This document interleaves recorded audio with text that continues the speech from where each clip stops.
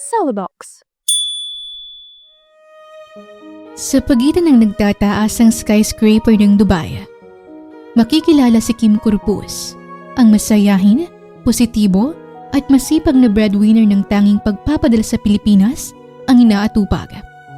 Pero sa likod ng kanyang mga ngiti, may pangungulila siyang itinatago bilang isang OFW na matagal nang hindi nakakauwi sa sariling bayan.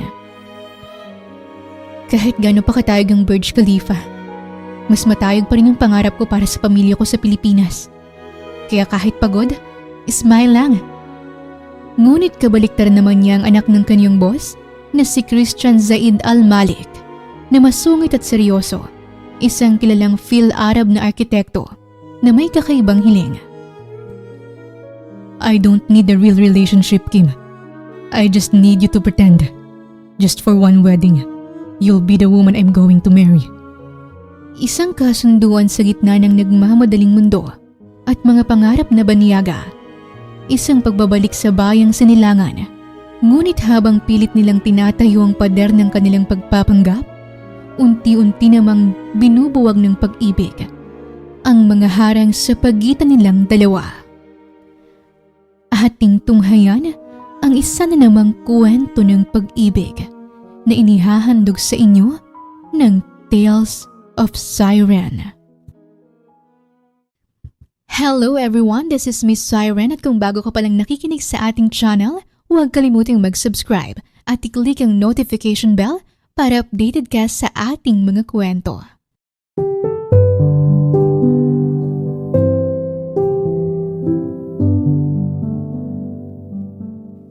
Oh, kumusta kayo Rihanna?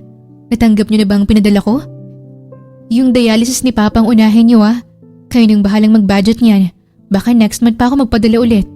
Ate, yung para sa project ko po kaya, tsaka yung pambili ko po ng tablet para sa school.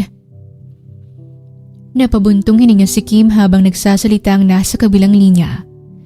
Kausap niya ngayon sa video call ang kanyang nakababatang kapatid na siyang tumatanggap ng perang pinapadala niya. Yung para sa project mo, kasama na rin sa pinadala ko. Pero yung tablet, hindi ba pwedeng sa susunod na lang? Kailangan na ba talaga yan? Pero ate, ako na lang po yung hindi nakatablet sa amin. Yung mga kaibigan ko meron na. Napakamot sa ulo si Kim. At magsasagot pa lang siya ng sumingit sa usapan ang panganay niyang kapatid na si Julia. Kim, yung para sa kotse-kotsehan at gatas ni Troy, wala? Nung nakaraan ko pa yung nire-request sa'yo. Malakas na boses na sabi nito at sumili pa sa kamera. At dahil nga roon, ay nagsunura na rin ang hiling ng iba pa niyang kapatid. Halos hindi na nga siya makapagsalita. Matapos ang nakakapanghinang video call, napasandal si Kim sa pader ng break room. Ang perang pinagpuyatan niya sa Dubai ay tila bula na naglalaho bago pa man dumating ang susunod na kinsenas.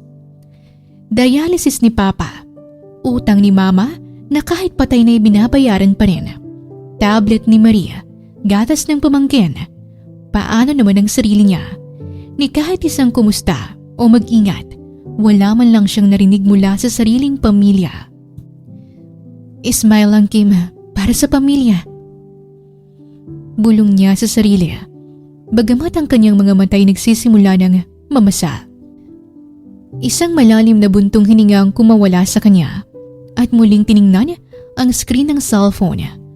Bumunga doon ang mukha nila ni Dudong. Ang long-term boyfriend niyang nakipaghiwalay sa kanya, 3 linggo lang ang nakakalipas.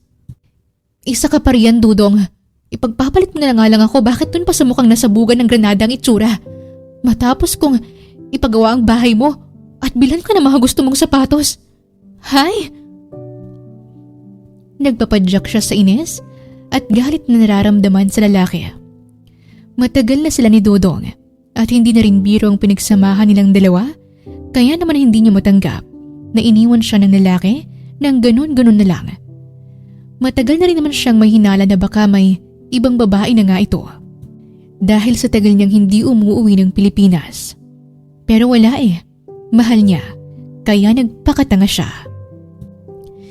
Sinusumpa ko sa'yo na once na makauwi ako, may kasama akong gwapong boyfriend at may malaking tirahan. Muli siyang ngumiti kahit nag-uumpisa na namang bumagsak ang kanyang luha. Hindi niya napansin na sa pintuan ng break room ay nakatayo ang anak ng kanyang boss, si Christian Zaid Al-Malik. Ang kanyang mukha ay seryoso gaya ng dati at ang kanyang mga matatalim na mata ay nakatuon kay Kim. Is that how you Filipinos smile? It looks more like a tragedy to me. Nagulat si Kim at agad na nagpunas ng mukha.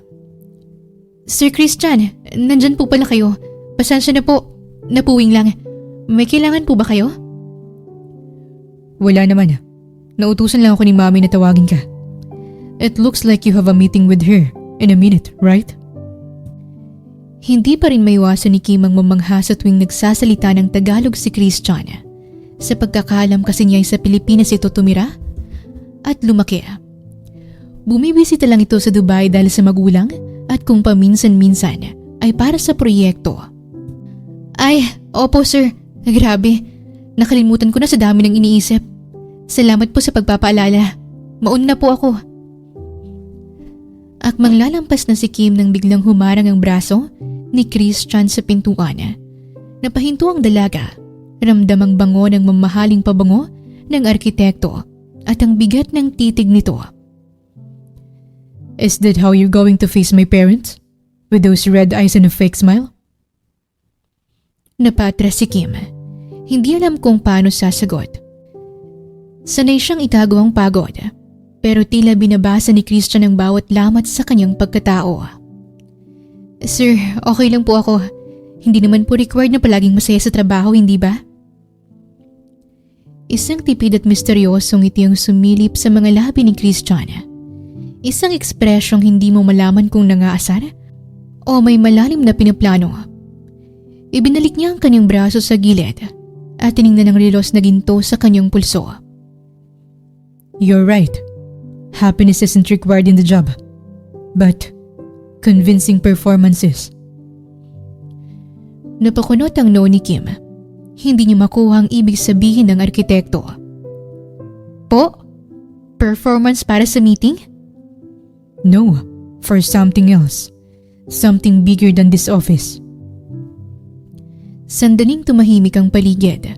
Ang tanging naririnig na lang ay ang mahinang ugong ng aircon sa break room. Lumapit ng bahagya si Christian, sapat na para maamoy ni Kim ang bango nito. I'm going back to the Philippines next month for a wedding. My ex-girlfriend is marrying someone she thinks is a better man.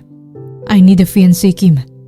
Someone who can act as if she's the luckiest woman in the world. Someone who knows how to hide the tragedy behind the smile. Napaawang ang labi ni Kim. So ano naman? Share niya lang? Di congrats po sa kanya.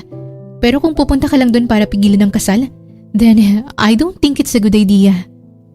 You know what, Kim? You're pretty, but you're kinda slow. Ano po bang gusto mong iparating? Wala akong kilala o kaklose na artista na pwedeng kasama mong umacting. Pero mga kapwa OFW marami. I don't need socialites. I need someone I can trust. Someone who understands the value of a deal. At base sa narinig ko sa tawag mo kanina, kailangan mo ng pera. Maraming pera.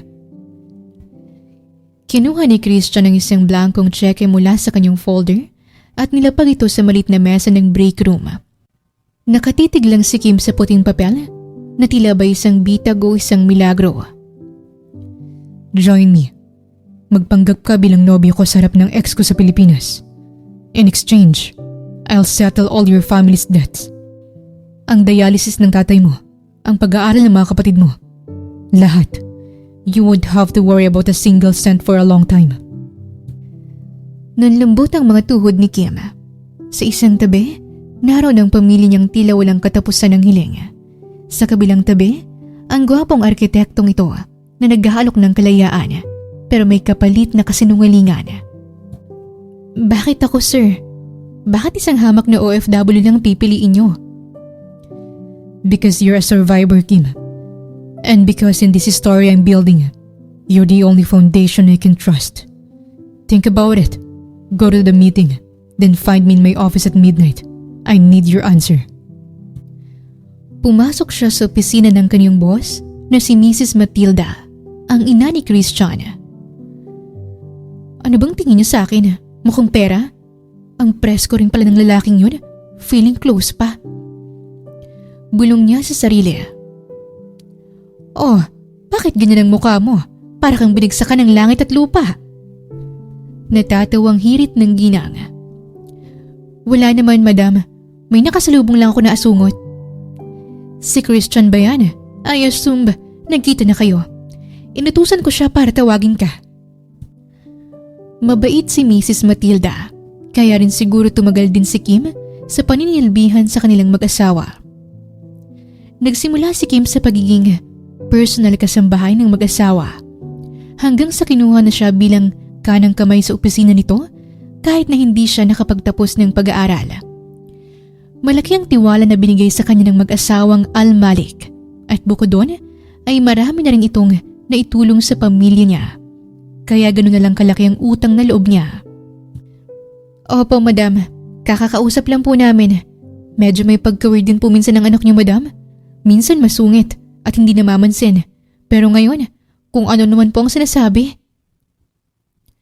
Natawa ng malakas si Mrs. Matilda habang inaayos ang ilang papeles sa kanyang lamesa. Sanay na siya sa pagiging prangka ni Kim at yun din ang dahilan kung bakit kampante siya rito. Ganyan talaga yung si Christian noon pa man, pero medyo mas lumalalang mula nang bumalik galing Pinas noong mga nakaraang linggo. Masyadong nagpapakalunod sa trabaho kahit hindi naman dapat. Malungkot na bumuntong hininga ang ginang. Kaya nga, Kim, may hihilingin sana ako sa'yo. Ewan ko kung alam mo na to, pero kasi uuwi si Christian sa susunod na buwan sa Pilipinas para sa kasal ng ex niya. Bahagyang napatigil si Kim. Nabanggit na sa kanya yun ni Christian, pati ba naman ni Mrs. Matilda? Opo, nabanggit nga po niya kanina lang. I'm worried about him. He's successful, yes, but he's lonely and still hurting. Gusto ko sanang may kasama siyang mapagkakatiwalaan doon. Someone who can keep him grounded and maybe make him smile for real. Tinitigan ni Mrs. Matilda si Kim nang may kahulugan. Sa puntong ito, napalunok si Kim. Pakiramdam niya ay pinagtutulungan siya ng mag-ina. Ang isa ay diretsahang business deal ang alok. Samantalang ang ina naman ay emotional favor ang hinihingi.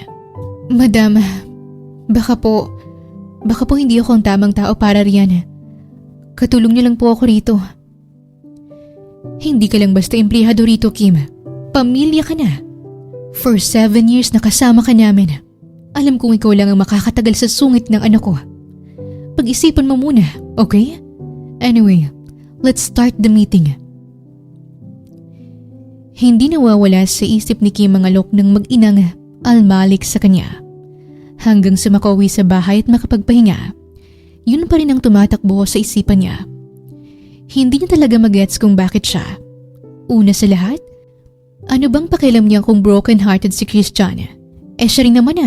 At isa pa, kung pera lang din ang usapan, automatic wala siya noon.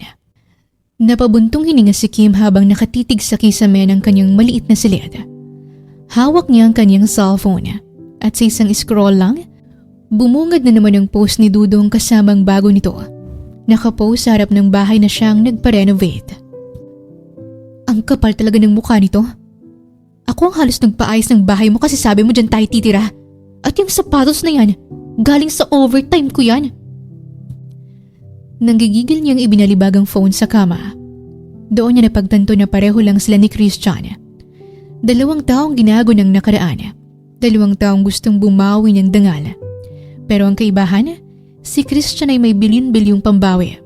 Habang siya ay may butas-butas na bulsa. Kinabukasan, pagkagising niya, ay saktong tumunog ang phone ni Kim para sa isang video call. Ang tatay niya, araw ng dialysis ngayon. Napatitig si Kim sa screen. Ang kagabing gigil niya kay Dodong ay agad na napalitan ng pait at bigat sa dibdib. Huminga siya ng malalim, pilit na hinahanap ang peking ngiti bago sagutin yon. Bumungad ang mukha ng kanyang tatay na nakasandal sa hospital chair. Maputla at mukhang pagod na pagod. Anak, kumusta ka riyan? Pasensya ka na ha. Medyo malaki raw ang babayaran ngayon sa gamot. Sabi ng kapatid mo, baka raw pwedeng madagdagan ng padadala mo ngayong kinsenas. Halos madurog ang puso ni Kim. Nakikita niya sa background ang kanyang mga kapatid na nagagawan sa isang maliit na electric fan at ang kanyang tatay na pilit nang umingiti para hindi siya mag-alala. Tay, huwag niyong isipin yung pera. Gagawin ko ng paraan. Basta magpalakas kayo riyan ha. Mahal ko kayo. Mag-ingat ka riyan. Miss na kita, anak ko. Gusto mo bang umuwi na ako? Ako na mag-aalaga sa'yo. Kim naman, ano ba yung sinasabi mo? Ang dami-dami pa nating gastusin tapos uuwi ka. Sinong magbabayad, Aber? Yung pinapadala mo nga kulang pa sa pang-araw-araw namin sa bahay. Julie, huwag kang magsalita ng ganyan sa kapatid mo. 7 taon na natin siyang hindi nakakasama. Walang masama kung uuwi siya. Giit ng ama at bumaling sa kanya. Kim anak, kaya naman nating mabuhay rito. Umuwi ka na. Dito ka na lang. Pero tay, mabilis na pinutol ni Kim ang usapan. Mapait siyang umiti para mapigilan ang pangingilid ng mga luha. Tama si Julie, tay. Hindi pa ako pwedeng tumigil sa pagtatrabaho. Pero huwag ka pong mag-alala. Pag nakaipon ako, uuwi ako riyan. Bibisitahin kita. Hay nako Kim, kamahal ng ticket. Sayang lang. Kung ako sa'yo, ipadala mo na lang rito yung may ipon mo. Hindi na nagsalita si Kim at pinatay na ang tawag. Hindi niya napigilang humagulhol ng iyak sa sobrang lungkot, pagod at sama ng loob. Ni wala siyang mapagsabihan o mapagsumbungan man lang.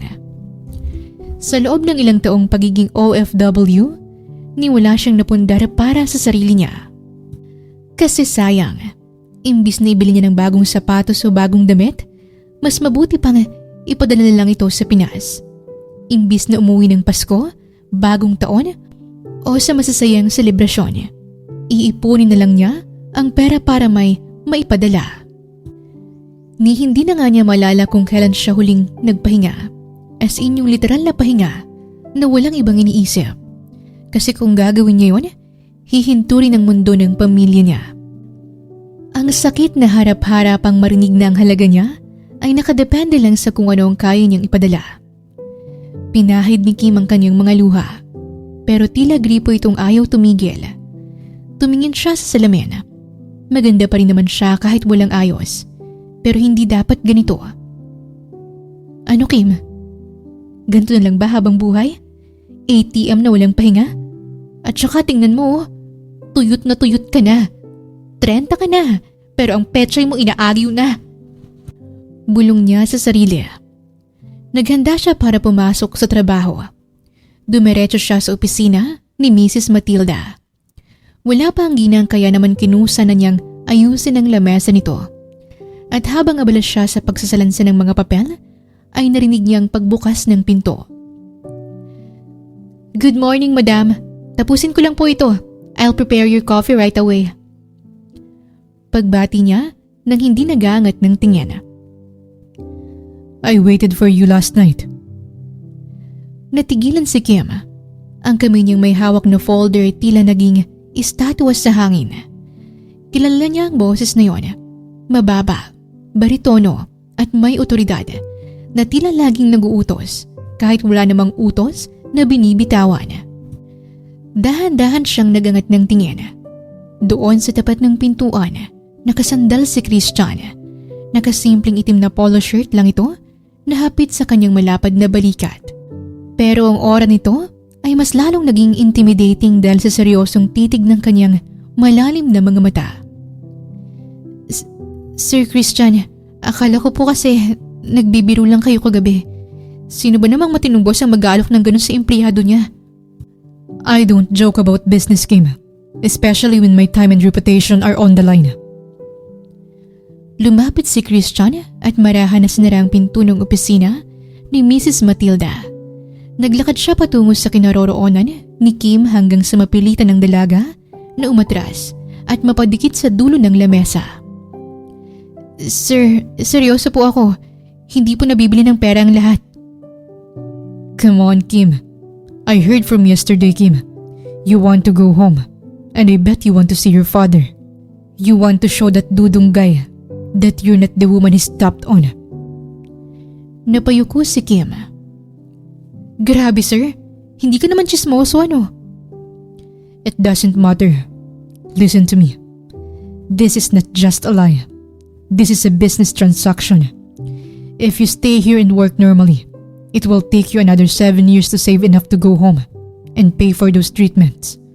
But with me, in 2 weeks, you're debt-free. You're home. And you're the one holding the power. Huminto si Christian sa tapat mismo ni Kim. Inangat niya ang baba ng dalaga para magtama ang kanilang mga mata. Don't do it for me. Do it for Kim who forgot how to rest. I'm building a bridge for you, Kim. All you have to do is cross it. Natigilan si Kim. Sa unang pagkakataon, hindi hiling ang narinig niya, kundi solusyon. Ang mga pader na binuo niya para maging matatag ay tila unti-unting gumuguho sa harap ng lalaking ito. Sigurado po ba kayo? Paano kung makahalata sila? Then we'll make sure they won't. I'm an architect. Remember? I don't build things that fall apart. Tinitigan ni Kim ang matangos na ilong at ang makapal na balbas ni Christian. Fine, deal.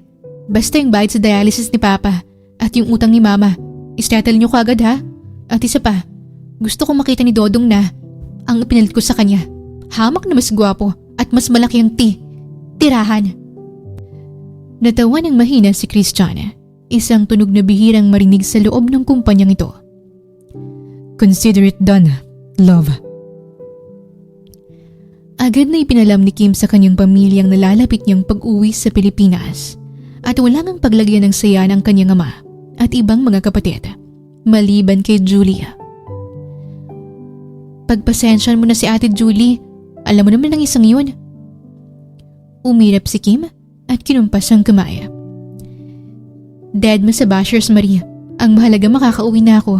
Huwag mong kalimutan na ipakompute kay Aling Melda yung mga utang natin, kasama na pati interes. Pag-uwi ko, babayaran ko yan. Sigurado ka ba rin ate? Medyo malaki pa yun. Baka hindi mo kayanin. Ano ka ba, Marie? Wala ka bang tiwala sa ate mong to? What is money? Paper only. Humalakhak ang kapatid niya mula sa kabilang linya. O sige na ate, paniguradong maghahanda ng marami si tatay sa pagdating mo. Naku, matutuwa yun. Dapat lang, Marie, ipamalitan niyo sa buong barangay ang pag-uwi ko, lalo na riyan kay Dudong. Matapos ang tawag kay Marie, napahawak si Kim sa kanyang dibdib. Ang lakas ng loob niyang magsabi ng what is money, paper only. Pero ang totoo, nanlalamig ang kanyang mga palad. Isang malaking sugal ito. Ang tanging baraha niya ay ang gwapong arkitekto na kasalukuyang naghihintay sa kanya sa ibaba. Dali-dali siyang nag-ayos at bumaba ng building. Doon nakaparada ang isang itim na luxury SUV. Nakasandal sa pinto si Christian. Nakasuot ng aviator sunglasses at tila modelong naghihintay sa kanyang leading lady. You're 3 minutes late. Is that how a future Al-Malik bride moves? Slow? Grabe siya. 3 minutes lang. Nag-moment lang ako sa pamilya ko. Baka kasi akalain nilang nagmilagro ako rito sa Dubai kaya bigla akong makakapagbayad ng utang. Binuksan ni Christian ang pinto para sa kanya. Isang kilos na hindi sanay si Kim. Papunta sila ngayon sa isang restaurant para pag-usapang mabuti ang deal. Pati na rin ang rules and regulations na kaangkop nito. At pagkatapos noon ay pupunta sila ng mall para bumili ng mga bagong damit at gamit para kay Kim. Technically, this is a miracle for you, Kim. Now get in. We have a long list to do. I need you to look like you've been living in luxury your whole life. Pagdating sa restaurant, ay halos lumawa ang mga mata ni Kim habang tinitingnan ang menu. Have you tried steak? Umiling ang babae. Burger steak lang ang alam ko eh. Natawa ng bahagya si Christian. Isang tunog na hindi akalain ni Kim na maririnig niya mula sa seryosong arkitekto. Hinubad nito ang kanyang sunglasses at tinitigan siya ng diretso. Then you're in for a treat. But remember, once we're in the Philippines, you have to act like you've tasted the finest wagyu in the world. Hindi pwedeng ganyan ang reaksyon mo sa pagkain. Sir, Christian, ang mahal naman kasi nito. 1 linggong sahod ko na to eh. Pwede bang i-convert na lang natin sa cash to? Tapos sa fast food na lang tayo. May steak din naman doon. May kasama pang kanin. No. Rule number 1. Stop thinking about the price tag. I'm your fiancé. My money's your money for the next month. Now, order the ribeye, medium rare. Habang hinihintay ang pagkain, inilabas ni Christian ang isang tablet at may pinakitang file kay Kim. Ito ang blueprint ng relasyon natin. Our story. We met at a gala dinner here in Dubai 2 years ago.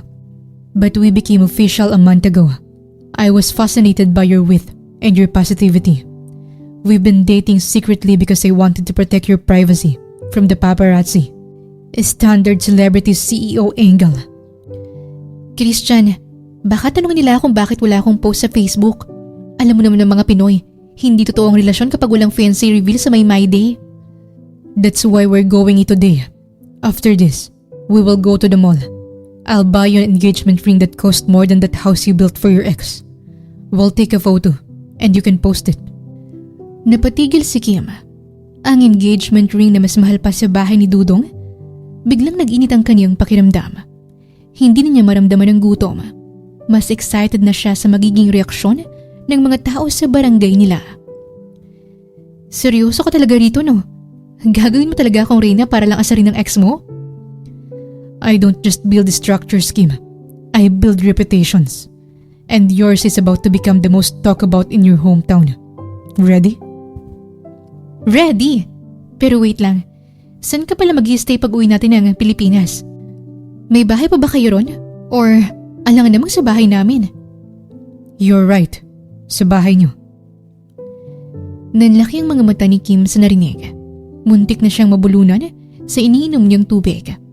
Kung kanina ay parang nasa ulap ang kaniyang pakiramdam dahil sa ideyang magiging reyna siya, ngayon ay tila bigla siyang hinila pababa ng gravity. Ano? Sa bahay namin? Christian, seryoso ka ba? Ang bahay namin sa Pinas, hindi yun mansyon. Walang elevator doon at wala kaming aircon. Baka mamatay ka sa init doon. Ma-heat stroke ka pa. Ako pang masisi ni Madam Matilda. Napakamot sa ulo si Kim. Na-imagine na niya ang itsura ni Christian. Isang mistisong Phil-Arab na mukhang amoy milyonaryo na nakaupo sa silin nilang kahoy habang pinapaypayan ni Julie. Christian, baka akalain mo parang resort ang probinsya namin. Doon, ang alarm clock namin ay tilao ko ng manok. Ang banyo namin, baka hindi pasok sa standards mo bilang arkitekto.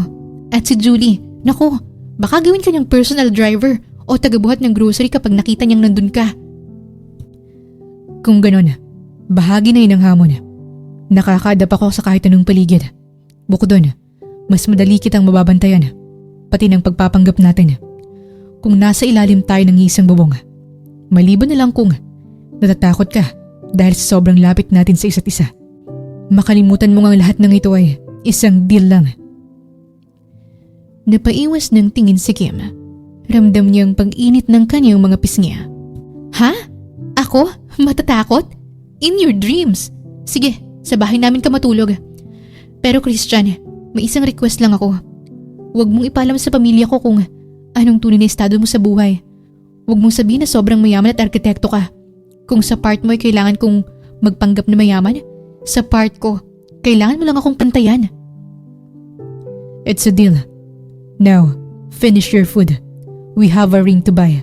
I want that photo posted before the sun sets. Pagkatapos kumain, dumiretso sila sa isang tanyag na jewelry store.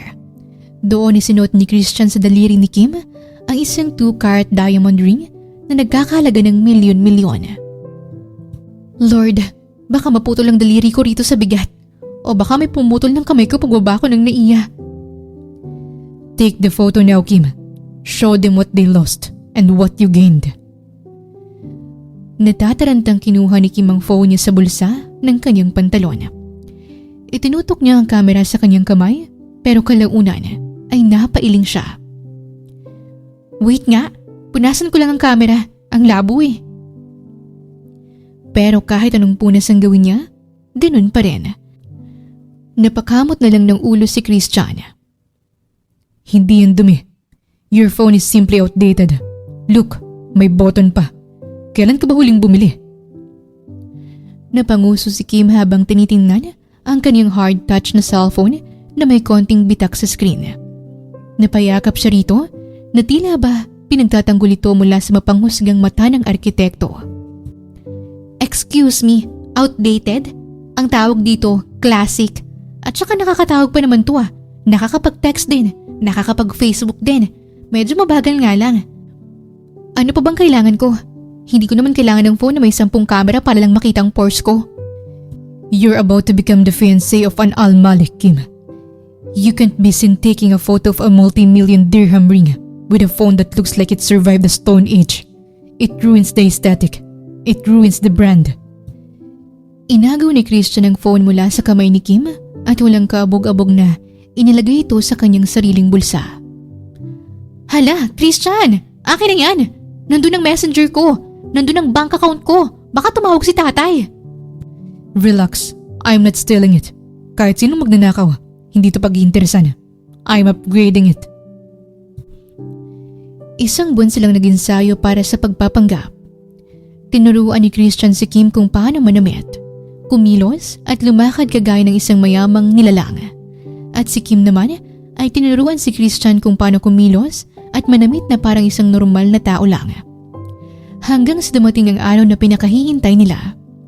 Paglabas nila ng airport, ay agad silang sinalubong ng mainit at maalinsangang hangin. Welcome back to the Philippines, Kimberly Jose Cruz. Tinanggal niya ang shades at namamanghang tumingin sa paligid. Sobrang namiss niya ang Pilipinas. Kahit na wala pa siyang 5 minutong nakatayo sa labas, ay tumatagaktak na ang pawis niya. Our service is here. Let's go. Napakabilis ng tibok ng puso ni Kim habang hinihila ang kanyang mamahaling maleta. Ito na yon. Pagkatapos ng 7 taon, hindi na siyang dating Kim na umalis na luhaan at butas ang bulsa. Ngayon, suot niya ang isang eleganteng linen coordinate set at ang dambuhalang singsing na tila nagre-reflect ng sikat ng araw sa naiya. Wait lang, Christian! Yung pawis ko baka matunaw sa init. Sayang ang foundation ko. Mahal to. At saka sigurado ka ba sa suot mo? Mukha kang normal na tao, pero ang may milyonaryo ka pa rin. Nakasimpleng t-shirt maong lamang si Christian, pero kahit anong gawin itong pagtatago. Ang tindig nito ay halatang hindi sanay sa siksikan ng Maynila. Just get in the car, Kim. You're making a scene. And stop worrying about my smell. It's just soap. Sumakay sila sa isang puting luxury van na naghihintay sa kanila. Pagkaupo, agad silang sinalubong ng malamig na aircon. Napabuntong hininga si Kim. Grabe, akala ko sa impyerno na ako dumiretso sa sobrang init sa labas. Pero, seriously Christian, handa ka na ba? Malayong biyahe papunta sa amin at siguradong buong barangay ang nag-aantay sa kalsada. I'm always ready. But the question is, are you? Remember our script. Don't act surprised if I pretend that I'm deeply and hopelessly in love with you. In front of your family. Hopelessly in love? Bakit naman masyadong exaggerated? Baka isipin nila na kulam kita. Then make them believe it. Hold my hand when we get there. And Kim, don't call your ex names. It makes you look like you still care. Let your happiness do the talking. Makalipas ang ilang oras na biyahe, pumasok na ang van sa pamilyar na kalsada ng kanilang barangay. Halos suminto ang mundo ni Kim nang makita ang arkong may nakasulat na Welcome Home, Kimberly, na gawa sa makulay na kartolina. At doon sa harap ng kanilang bahay, nakatayo ang kanyang pamilya. Si tatay na nakaupo sa kanyang wheelchair pero malapad ang ngiti. Si Marie na tumatalon sa tuwa kasama ang ibang mga kapatid at si Julie na nakataas ang kilay habang nakapamewang. Pagbaba nila, tila tumigil ang ingay ng mga tsismosa sa paligid. Ang lahat ay nakatuon ng tingin sa matangkad at makisig na lalaking kasama ni Kim. Anak! Kim! Salamat sa Diyos at nakauwi ka na! Napaiyak si Kim at agad na niyakap ang ama. Sa kabilang banda, lumapit si Julie kay Christian at tiningnan nito mula ulo hanggang paa. At sino ka naman, Aber? Bakit hindi sinabi ng kapatid ko na may kasama pala siya pag uwi rito? Ano ka ba niya, ha? Napalunok si Kim habang nakayakap pa rin sa kanyang tatay. Heto na ang kinatatakutan niya. Ang mala costume and immigration sa katauhan ng kanyang ate Julia. Bago pa man makasagot si Kim ay naramdaman niyang isang mainit na palad na humawak sa kanyang bewang. Dahan-dahang umarap si Christian kay Julia. Kahit nakasimpleng t-shirt lang ito, ang otoridad sa kanyang boses ay hindi may tatago. Good afternoon po. I'm Christian. And I am Kim's fiancé. Parang may sumabog na bomba sa tapat ng bahay nila sa sobrang gulat ng mga kapitbahay. Nagbulungan ang mga tsismosa habang si Julie naman ay halos malaglag ang panga bago muling nagtaas ng kilay. Fiancé? Agad-agad? Kim, akala ko ba nagtatrabaho ka lang doon? Bakit may nauwi kang ganito? At teka, sigurado ka bang seryoso to? Baka naman model to na kinuha mo lang sa mall para asarin si Dudong. Ate, ano ba? Hindi siya model. Christian he's a professional. Nagkakilala kami sa Dubai at matagal na kaming magkasama. At bago mo pa itanong, totoo ang singsing na to. Itinaas ni Kim ang kanyang kamay para ipakita ang dambuhalang diamante. Halos mabulag ang mga osiseros sa kislap nito sa ilalim ng tirik na araw. I know this is a surprise, Julie. But I couldn't let Kim come home alone. I want to meet the family she always talks about. Especially her father. Lumapit si Christian kay tatay at yumuko ng bahagya para magmano. Magandang hapon po, tay. Salamat po sa pagpapalaki ng ganito kabuting babae. Nako, iho. Napakakisig mo naman. Halika kayo. Pasok kayo sa loob. Marie, yung juice at merienda. Habang naglalakad papasok, hindi nakaligtas sa paningin ni Kim si Dudong na nakatayo sa tapat ng sari-sari store. Nakatingin ito sa kanila. Hawak ang isang bote ng soft drinks at halatang hindi may pintang muka. Hindi mo alam kung naiinggit ba o nagsiselos. Napahigpit ang hawak ni Kim sa braso ni Christian. Ramdam ng arkitekto ang panginginig ng kamay ng dalaga. Pagpasok sa loob ng bahay, agad na naramdaman ni Christian ang kakaibahan ng mundo niya sa Dubai. Maliit lang ang bahay ni Kim, masikip, mainit at puno ito ng mga dekorasyong maingay sa mata. At mukhang halos lahat yata ng mga kapatid ni Kim ay doon din nakatira. Pero nanatili siyang kalmado sa kabila ng pagkagulat. Oh, Christian, sabi ni Kim sa Dubai kayo nagkakilala. Ano bang trabaho mo ron? Construction worker ka ba? O baka naman driver? Kasi kung wala kang permanenteng trabaho, paano mo bubuhayin ng kapatid ko? Actually, yes. Nasa construction ako. But I make sure na kayang-kaya kong buhayin ng kapatid niyo. Ate Julie, tigilan mo na nga yan. Nakakahiya.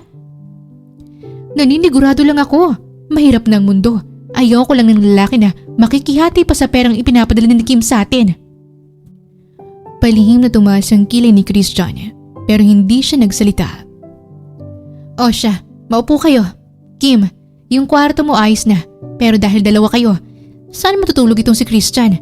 Wala tayong guest room na may aircon. Baka malusaw yan dito. Ate, okay lang si Christian. Diyan lang siya sa sofa o kaya sa folding bed. Tumingin si Christian sa maliit na sofa na tila ba mas mahaba pang binti niya kesa sa mismong upuan niya. Bakit hindi na lang sa kwarto mo, anak? Kasya naman kayo roon. Muntik nang maibuga ni Kim ang iniinom niyang juice sa suwestyon ng kaniyang ama.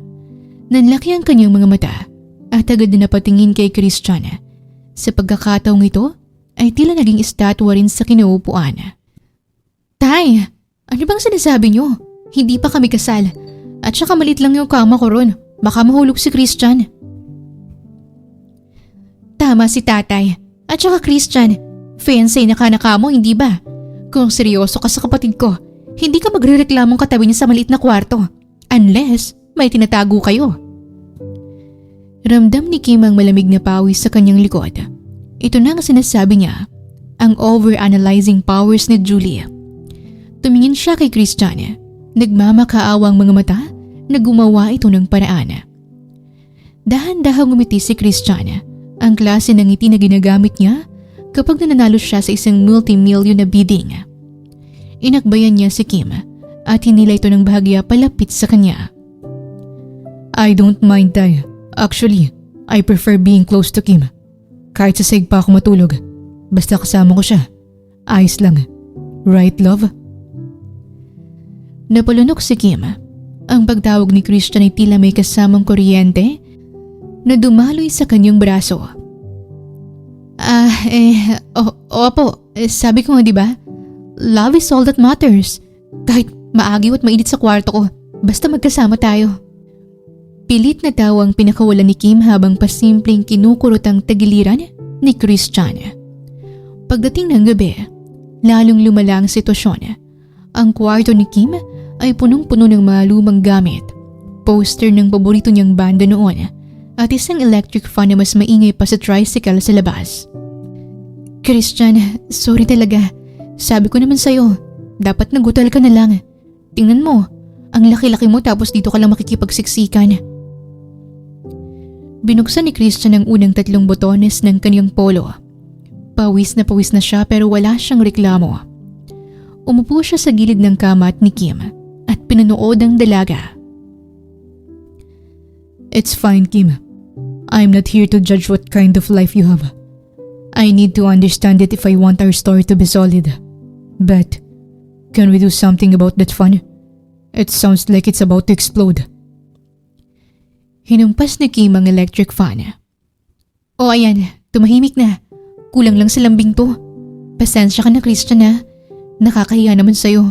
Baka bukas pagising mo, tuyot ka na sa init. Sure ka bang okay ka lang dito? Pwede ka pa namang tumakas. Ako nang bahalang magpaliwanag kina tatay. Kim, I've stayed in construction sites with worse conditions than this. At least here, I have company. Tumingin si Christian ng diretso kay Kim. Sa ilalim ng madilaw na ilaw ng bumbilya, tila lumambot ang kanyang mga mata. Sus, bulero. O siya, dyan ka na sa kama. Ako na rito sa banig. No, you take the bed. I'll take the floor. Ano? Christian, huwag ka namang mag-inarte. Ang laki-laki mong tao baka pagising mo bukas. Hindi ka na makatayo dahil sa rayuma sa sahig. At saka baka kagatin ka ng mga lamok dito.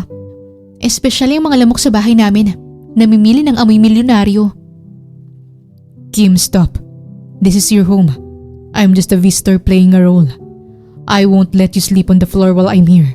Now, get in bed before I decide to share it with you. Just to end this argument. Napatigil si Kim. Napalunok siya at agad na tumalon sa kama.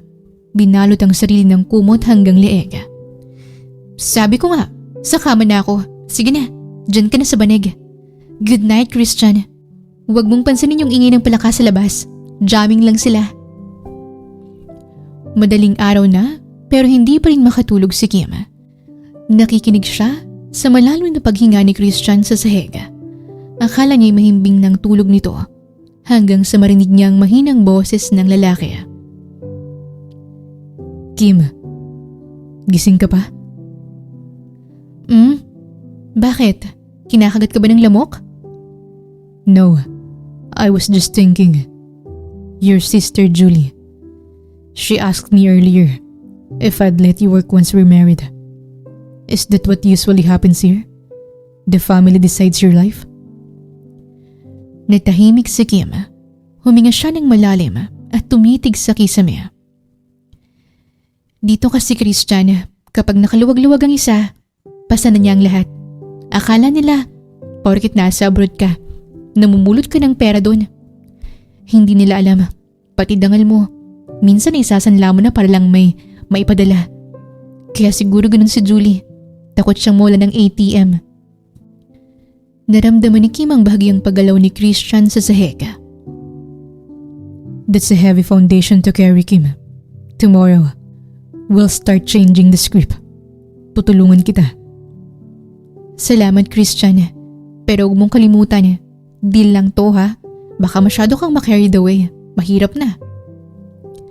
I never forget my contracts, Kim. Sleep now. We have a lot of acting to do tomorrow. Lumipas ang ilang araw at tila nagkaroon ng sariling ritmo ang buhay ni Christian sa bahay ni Kim. Sa Dubai kasi ang katahimikan ay marangya. Dito, ang ingay ng buhay. Mula sa tilahok ng manok sa madaling araw, ang hiyawan ng mga bata sa kalsada, hanggang sa amoy ng ginisa ni Marie sa kusina. Unti-unti siyang nakaka-adjust. Sa unang pagkakataon sa kanyang buhay, nakaranas si Christian ng bahay na hindi kailangang mag-schedule ng appointment para maging masaya. Walang dress code, walang formal na protocol, kahit ang mga batang kapatid ni Kim ay mabilis na napalagay ang loob sa kanya. Kuya Christian, turuan mo naman kami ng laro sa phone mo. Nakaupo si Christian sa sahig. Pinalilibutan ng mga bata. Kahit pawis na siya at suot ang simpleng puting t-shirt, hindi mawala ang ngiti niya habang tinuturuan ng mga ito.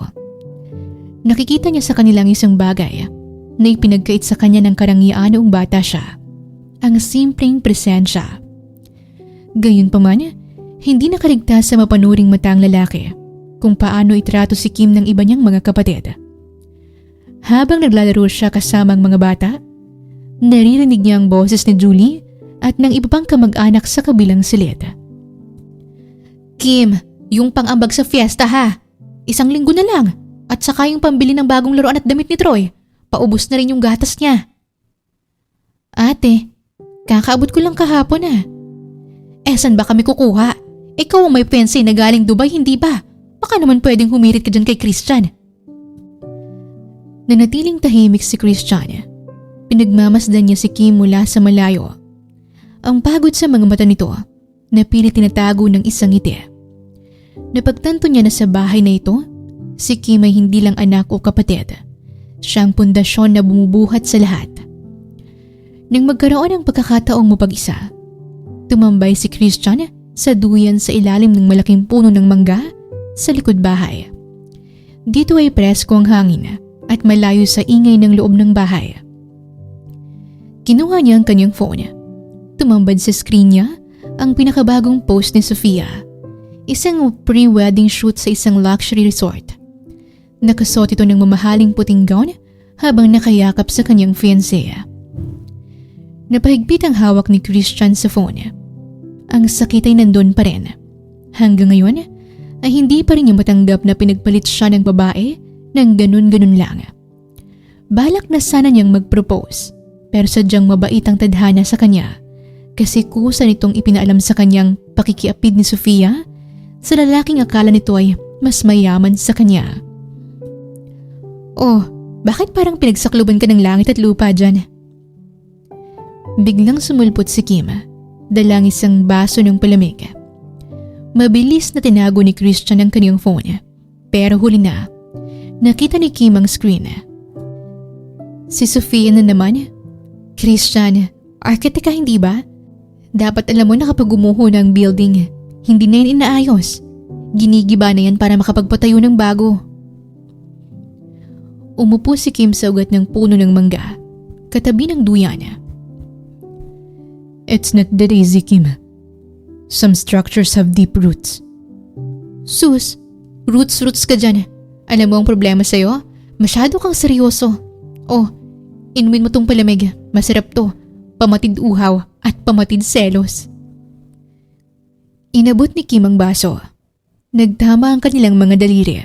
At sa isang sandali, nakalimutan ni Christian ang post ni Sofia.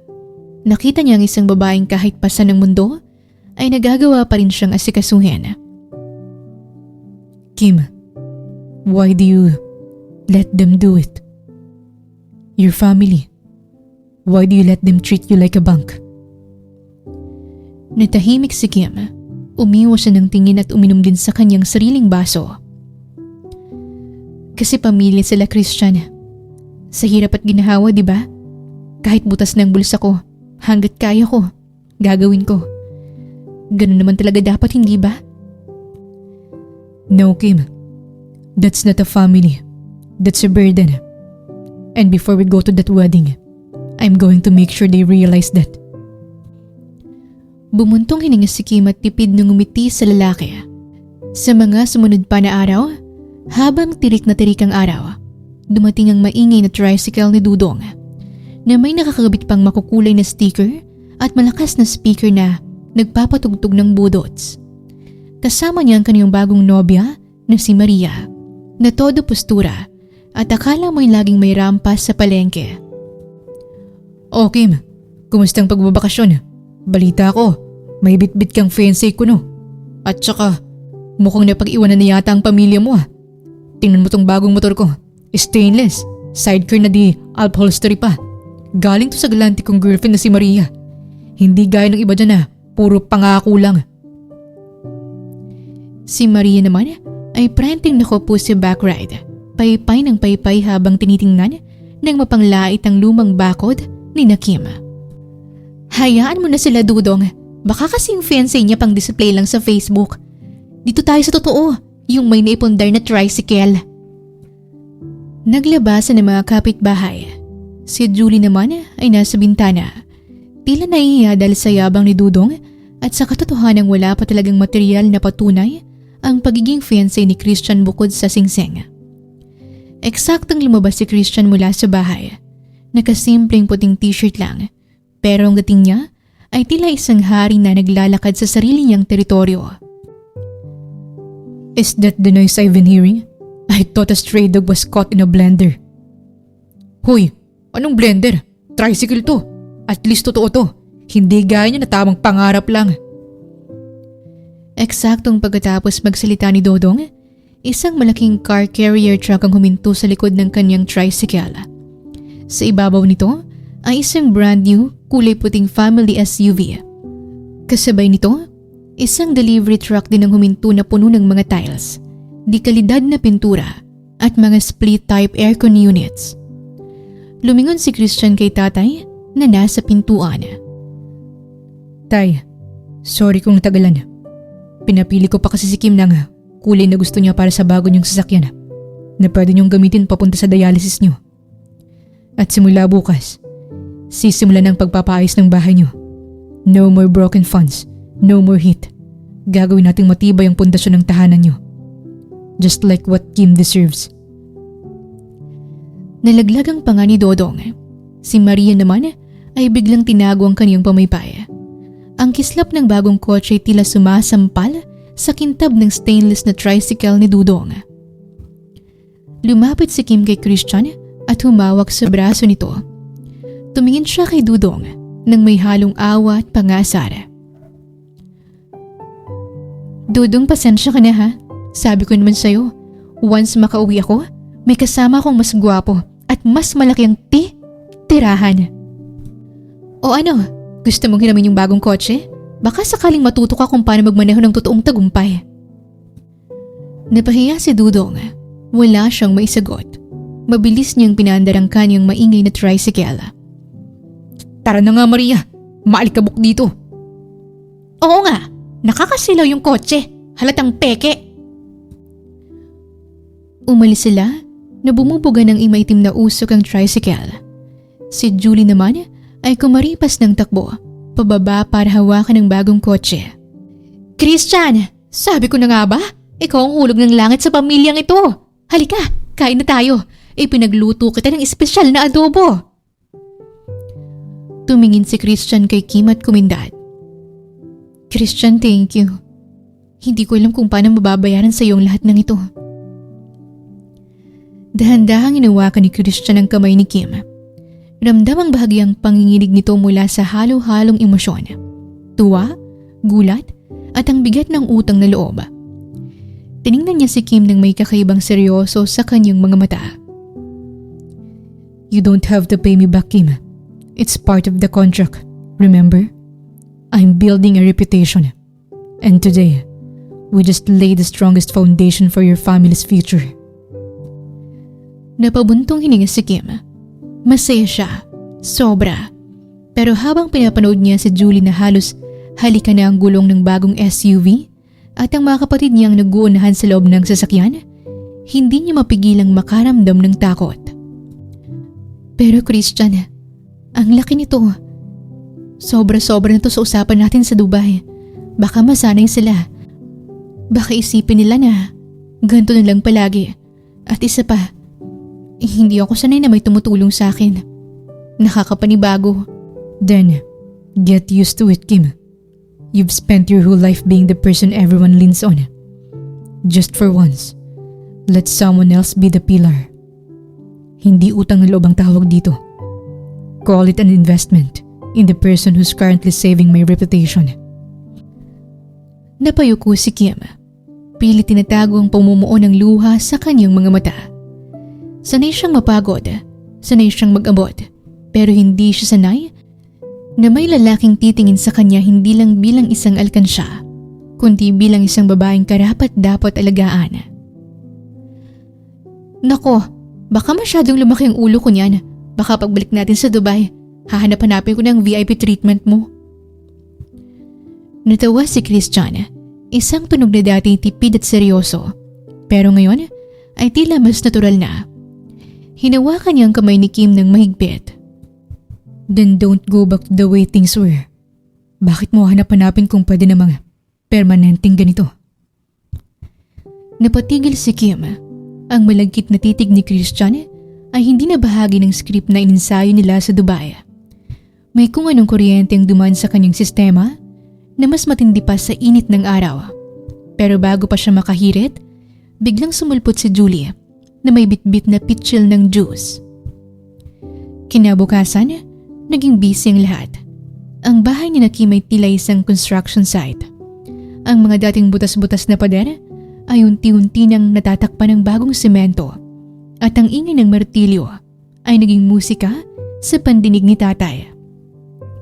Habang nag-iimpake si Kim para sa kanilang pagluwas sa Manila para sa kasal ni Sofia, pumasok si Julie sa kwarto.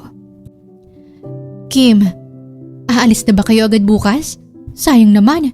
Hindi pa tayo nakakapag-celebrate ng maayos. At saka baka pwedeng humirit pa kay Christian. Kailangan kasi ng bagong laptop ng pamangkin mo para sa school. Napatigil si Kim sa pagtitiklop ng kanyang mga bagong damit. Naalala niya ang sinabi ni Christian sa ilalim ng puno ng mangga. Ate, kakaabot lang ni Christian ang pambayad sa dialysis ni Papa para sa buong taon. Binayaran na rin niyang lahat ng utang natin. Binilhan na rin tayo ng kotse. At pinapaayos pang bahay. Hindi ba pwedeng magpasalamat na lang muna tayo? Aba, nagbabago ka na. Porket nakahanap ka ng mayaman, nakalimutan mo na ang pamilya mo. Isang laptop lang, Kim. Kayang-kaya ni Christian yan sa isang pitik lang. Hindi nakasagot si Kim. Ngunit sa pintuan, nakatayo pala si Christian. Kanina pa nakikinig.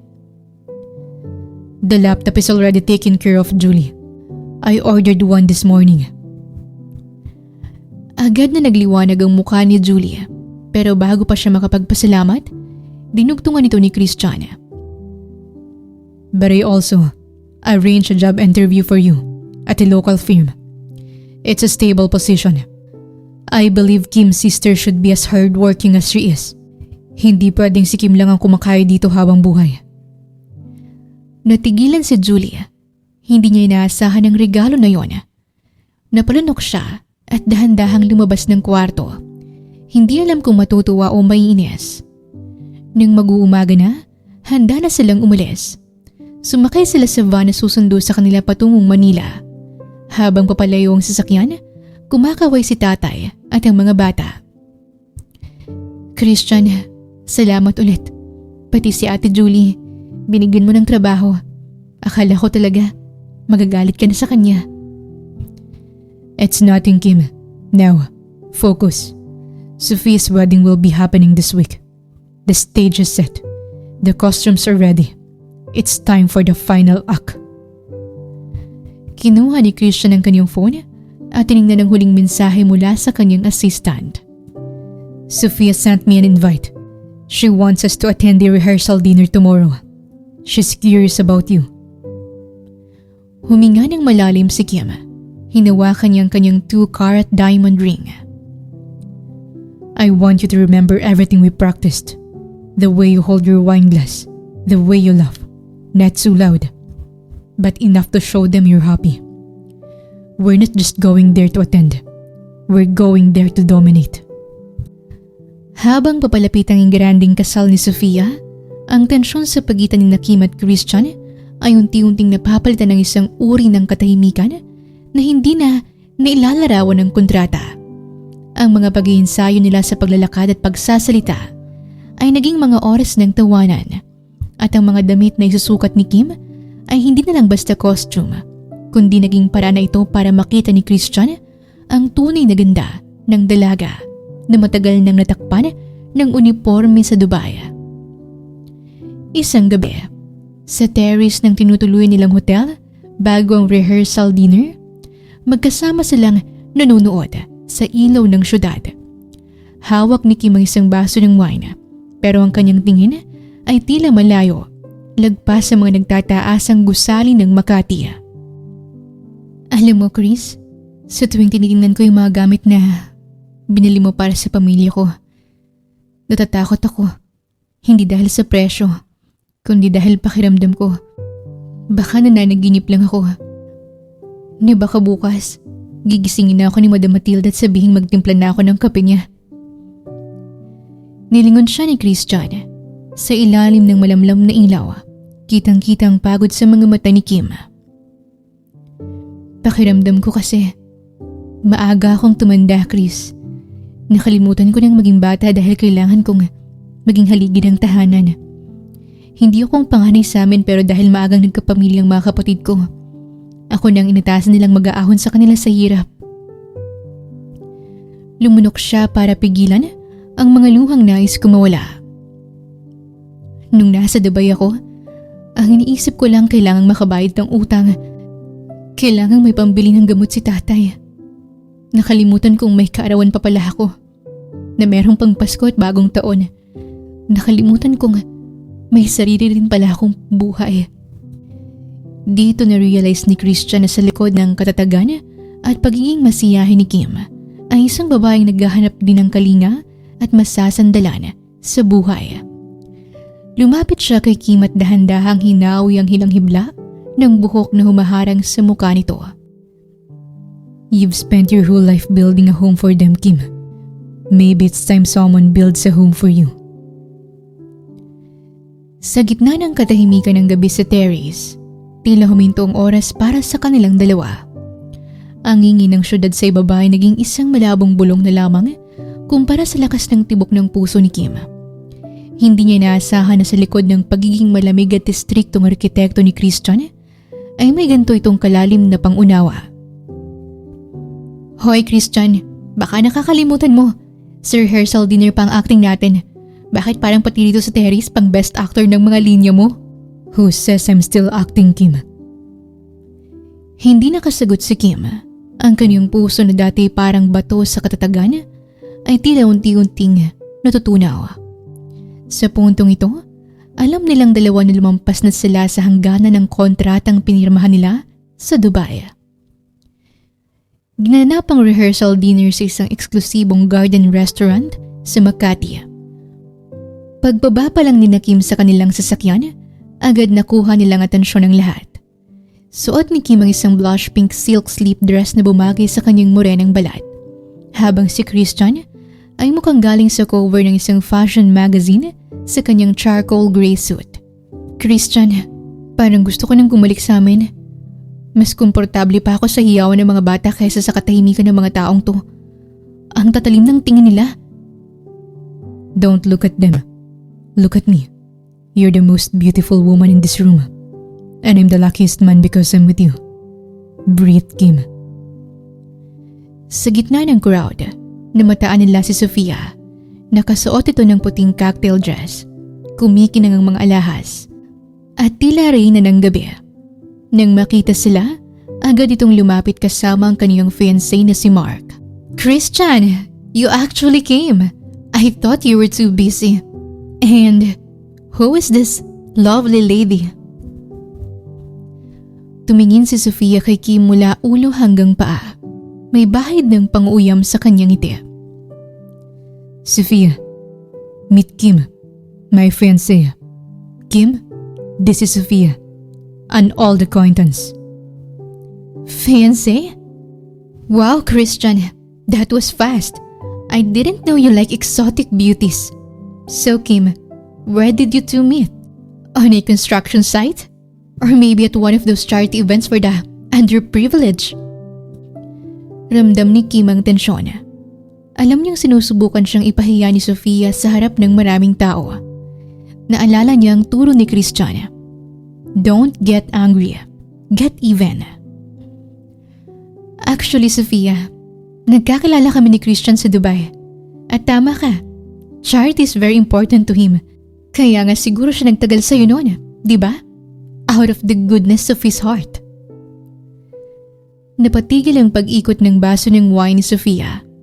Ang ilang mga panauhin na nakikinig ay pasimpleng nagtakip ng bibig para pigilan ng tawa. I see. So Kim, what do you do for a living? Are you a model? Or maybe a caregiver? You have that very nurturing vibe. Mahinhing tumawa si Kim. Why is this so sudden about me? This is your night, Sofia. You should own it. Sa gitna ng tawanan at pag-uumpukan ng mga alta sosyedad, lalong naramdaman ni Kim ang agwat ng kanyang kinalakihan sa mundong ginagalawan ni na Christian at Sofia. Habang umiikot sila sa loob ng restaurant, bawat detalye nagsisilbing paalala na siya'y isang dayuhan lamang dito. Napako ang tingin ni Kim kay Sofia na kasalukuyang nakikipag-usap sa isang grupo ng mga kababaihan. May hawak silang mga baso ng champagne na ang presyo'y marahil katumbas na ng isang buwang sahod niya sa Dubai. Ang paraan ng kanilang pagkilos, ang bawat kumpas ng kamay, ang mga paksang pinag-uusapan tungkol sa mga bakasyon sa Europe at mga designer bags na tila basura lang kung ituring nila, ay ibang-iba sa mundong kinagisna ni Kim. Chris, tignan mo sila. Ang kamay ni Sofia. Mukhang ang lambot at kasing kinis ng porselana. Samantalang yung sa akin makalyo. Sa tingin mo ba'y may pakialam ko kung makinis ang mga kamay mo, Kim? Nakita ko kung gaano magtrabaho ang mga kamay na yan. Nakita ko kung paano na itaguhin ng mga kamay na yan ang pamilya mo. Mas mahalaga yan kaysa sa kahit anong diamanting suot ni Sofia ngayong gabi. Naputol ang pag-uusap nila nang sinubukan silang lapitan ng isa pang kaibigan ni Sofia. So Kim, since you're into branding, you must be familiar with the latest Hermes collection. I heard the Birkin auction in Hong Kong was insane. Or do you prefer more accessible brands? Napansin ni Kim ang pasulyap-sulyap ni Sofia. Naghihintay na mabulol siya o magkamali. Naalala ni Kim ang mga hapon sa Dubai kung saan tinitignan lang niya ang mga bintana ng mga luxury shops habang bitbit ang grocery ng kanyang amo. Honestly, Beatrice, I believe the best brands are those that tell a story of resilience. Some people buy bags to show what they want to be. I help people build foundations for who they actually are. Kaya siguro kami nagkasundo ni Christian. He built the structures. I build identities. Resilience? How charming. Parang survival of the fittest lang. Tell me, Kim, does your family also have a history in business? Or were you the first one to break the cycle? Tila may tumusok sa puso ni Kim. Naalala niya ang kanyang tatay na nagtsatsaga sa dialysis. Si Ate Julie na laging humihingi ng pera. At ang butas-butas nilang pader na ngayon palang natatakpan ng semento. Ang pamilya ni Sofia ay pinanganak na may gintong kutsara. Habang ang pamilya ni Kim ay kailangang mag-igib ng tubig para lang mabuhay. My family's business is integrity, Sofia. We don't have empires, but we have a home where everyone is welcome. Something that even the most expensive interior designer can't buy.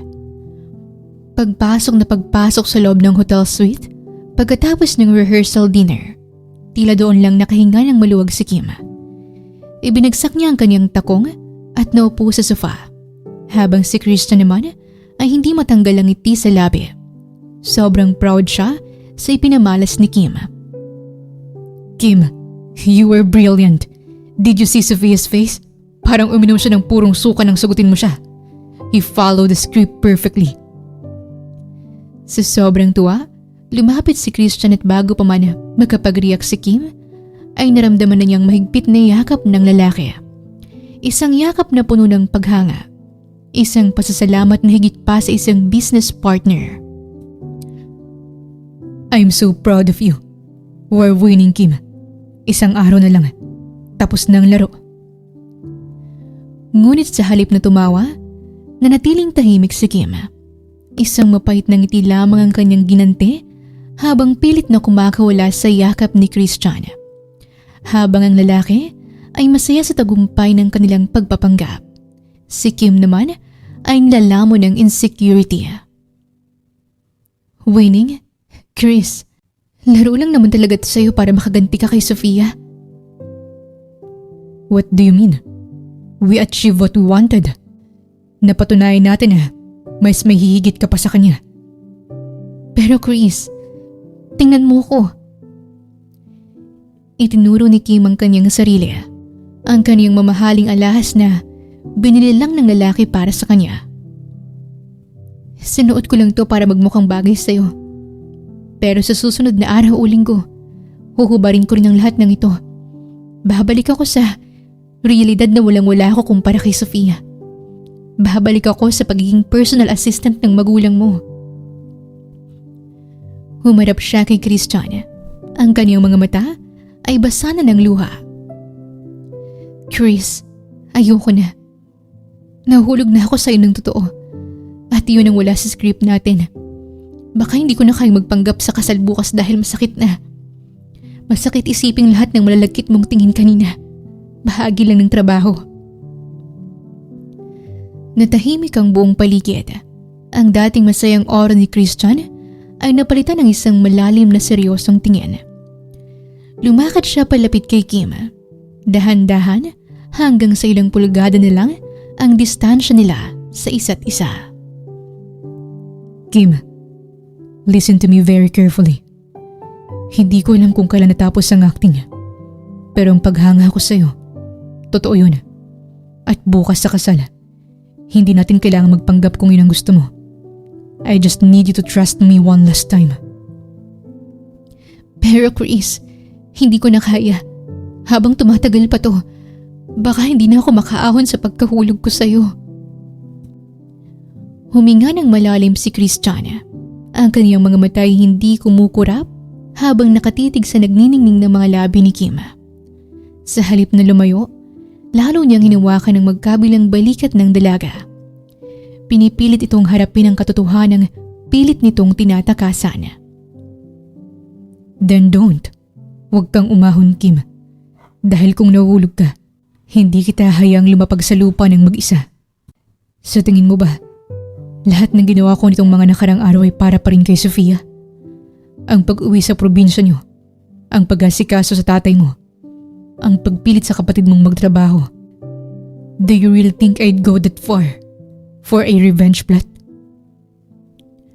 Umiling si Christian. Isang tipid ng ngiti ang sumilay sa kanyang mga labi. Isang ngiting hindi kasama sa anumang ensayo. Pero paano kapag nalaman ng lahat na ang identity na sinasabi ko kanina ay gawa-gawa lang natin sa Dubai? Mapapahiya ka, Chris. Masisira ang pangalan mo. Then let it break. I'm an expert at rebuilding. Pero ang isang Kim, I can't replace that. Even my mother loves you. And I know she's seeing what I see in you. Dahan-dahang inilapit ni Christian ang kanyang mukha kay Kim hanggang sa magdampi ang kanilang mga noo. Ramdam ni Kim ang init ng hininga ng lalaki na tila tumutunaw sa lahat ng kaniyang pangamba. Bukas, gusto kong isipin mo na hindi ka nagpapanggap. Look at me. Not as the man who hired you, but as the man who is literally begging you to stay. After tomorrow, the contract is dead. But we are just beginning. Hindi dinalaw ng antok si Adrian matapos ang pag-uusap nila ni Kim sa terrace. Ang bawat salitang binitawan niya kagabi ay hindi bahagi ng anumang plano o usapan noon. Nagulat siya nang makarinig ng sunod-sunod at tila nagmamadaling katok sa pinto ng kanyang hotel suite. Si Kim yon. Yun ang unang pumasok sa isip niya. Baka hindi rin ito nakatulog o baka kailangan ng tulong sa isusuot na damit. Agad niyang binuksan ang pinto. Ngunit ang ngiti sa kanyang mga labi agad na napalitan ng kunot sa noo. Nakatayo sa kanyang harap si Sofia. Hindi pa ito nakaayos para sa kasala. Magulong buhok, namamaga ang mga mata at nakasuot lang ng isang simpleng bathrobe na tila ba tumakas lang mula sa sariling silid. Sofia, anong ginagawa mo rito? It's your wedding day. You should be with your glam team by now. Hindi sumagot si Sofia. Sa halip, pumasok siya sa silid ng hindi nagpapaalam at biglang napaiyak. Chris, I can't do this. Hindi ko kayang ituloy ito. What are you talking about? Millions have been spent for today. Mark is waiting for you. I don't care about Mark, Chris. Please, balikan mo na lang ako. Magmakaawa man ako rito sa harap mo, gagawin ko. Nagawa ko lang naman yung panloloko ko noon dahil kailangan ko ng atensyon mo. Lagi kang busy sa mga proyekto mo. Lagi kang nasa ibang bansa. I was lonely. Akala ko kapag nakita mo kung may kasamang iba, magmamadali kang pakasalan ako. Tiningnan ni Christian ang babaeng minahal niya noon. Dati, ang bawat luha nito ay tila kutsilyo sa kanyang puso. Pero ngayon, wala na siyang nararamdaman kundi pagtataka kung bakit siya nabulag ng ganito katagal. Loneliness is not an excuse for betrayal, Sofia. You didn't want my attention. You wanted to see if you could break me. And you did. You broke the man I used to be. Pero mahal pa rin kita, Chris. Nakita ko kung paano mo tingnan si Kim kagabi. Hindi ako tanga. I know that look. Ganun mo ako titigan. Please, itigil na natin to. Huwag nating sayangin yung mga taon natin. Humakbang pabalik si Christian. Inilalayo ang sarili sa paghawak ni Sofia sa kanyang braso. Sofia, be honest with yourself. You don't love me. You just hate the fact that I've moved on with someone you think is beneath you. Well, let me tell you something. You're right. I did come here to watch you suffer. I wanted to see you realize that the better man you chose is nothing compared to what you threw away. So, totoo nga. Ginamit mo lang si Kim para saktan ako. Noon, yes, yun ang plano. Pero nagkamali ako. Dahil sa proseso ng paghiganti sa'yo. Natagpuan ko ang ikaisa-isang tao na hindi ako sinamantala. Kahit pwedeng-pwede niyang gawin yun. I love Kim, Sofia. Truly, deeply, and without any script. At yun ang hindi mo kailanman matatanggap. Naniga si Sofia sa kanyang kinitatayuan. Ang kanyang pagmamakaaway biglang napalitan ng isang madilim at nakakatakot na ekspresyon. Ang kanyang mga mata na kanina'y puno ng luha ay biglang nag-alab sa galit. You love her? Isang hamak na katulong lang siya ng magulang mo. You're choosing her over me? I'm choosing a queen over a ruin. No, please leave. May kasal ka pang kailangang puntahan. O takasan. It's your choice. Fine. Kung yun ang gusto mo, Christian Zaid Al-Malik. Huwag kang iiyak kapag winasa kong lahat sa harap ng maraming bisita at kaibigan natin. I'm not done yet. Sisiguraduhin kong bago matapos ang araw na ito, mapapahiya ang Kim na yan sa harap ng lahat. You want a tragedy? I'll give you a masterpiece. Padabog na lumabas si Sofia ng silid. Naiwan si Christian na nakatitig sa pintong isinara nito. Alam niyang hindi biro ang banta ng babae. Kinuha niya ang kanyang phone at agad na tinawagan ang kanyang head of security sa Dubai na kasama niya rito sa Manila. Ang reception hall ng isang 5-star hotel sa syudad ay puno ng mga dambuhalang chandelier at amoy ng mga sariwang bulaklak. Ngunit sa kabila ng karangyaan, ang hangin ay biglang naging mapakla. Lahat ng matay nakapako sa malaking LED screen sa gitna ng entablado. Sa halip ng inaasahang same-day edit ng kasal ni Sofia at Mark, bumungad ang mga larawang hindi akalain ni Kim na makikita sa ganong karangyang okasyon. Mga larawan ng butas-butas na bubong ng kanilang bahay sa probinsya. Isang litrato ni Kim na pagod, walang ayos at bit-bit ang mga supot ng grocery sa Dubai. Isang video ni Kim habang nagsisilbi sa opisina ng mga Al Malik. Nagkaroon ng nakakatulig na bulungan sa buong hall. Ang mga alta ay nagtatakip ng bibig, habang ang ilan ay tahasang tumatawa habang nakatingin kay Kim. "Oh, I'm so sorry. Did we play the wrong file? Or did we just play the real story?" Naglakad pababa si Sofia mula sa stage. Ang kaniyang puting gown ay marahang umahawi sa sahig habang papalapit siya sa table ni na Christian at Kim. "You all saw it, right? This woman beside Christian isn't a brand consultant. She's a maid. A glorified personal assistant from Dubai who's playing queen for a day. How much did Christian pay you, Kim? O baka naman pati katawan mo. Naibenta mo na para lang may patayo ang barong-barong niyo sa probinsya." Naramdaman ni Kim ang pag-ikot ng kaniyang paligid. Ang mga luha niya ay tila gustong kumawala. Hindi dahil sa hiya sa kanyang trabaho, kundi dahil sa sakit na ang kanyang pinaghirapang buhay ay ginagawang katatawanan ng mga taong walang alam sa sakripisyo ng isang OFW. Ngunit sa halip na tumakbo o yumuko, huminga siya ng malalim. Tumingin siya kay Christian na akmang tatayo, ngunit pinigilan niya ito. Naglakad si Kim patungo sa unahan at marahas na kinuha ang mikropono mula sa kamay ni Sofia. "Oo, Sofia. Maid ako. Isang OFW na marangal na nagtatrabaho sa ibang bansa. At ano naman ang masama ron?" Lumingon si Kim sa mga bisitang kanina'y mapanglait ang tingin. "Sino sa inyong hindi kailangan ng pera? Sino sa inyo ang hindi gagawin ang lahat para sa pamilya nyo? Nagpanggap ako, oo. Ginawa ko to para sa pera. Dahil kailangan ng tatay ko ng dialysis. Dahil kailangan ng mga kapatid ko ng kinabukasan. Mas pipiliin ko ng magpanggap na rin kesa maging taong kasing dumi ng budhi gaya nyo." Tinitigan niya ng diretso si Sofia na ngayon ay tila nabigla sa tapang ng dalaga. Si Christian? Marahil may personal siyang dahilan kung bakit niya ako kinuha. Pero sa loob ng maikling panahon, ipinaramdam niya sa akin na hindi lang ako basta isang maid o kanang kamay nila. Pinatunayan niya na ang isang katulad ko ay mahalaga. Ikaw, Sofia, may halaga ka ba kung wala ang pera at apelido mo? Dahan-dahang tumayo si Christian. Ang kaniyang aura ay hindi na lang basta seryoso. Ito ay nakakatakot. Ang lamig ng kanyang titig ay sapat na para patahimikin ang buong silid. "Are you done, Sofia? Or do you have more masterpieces to show us?"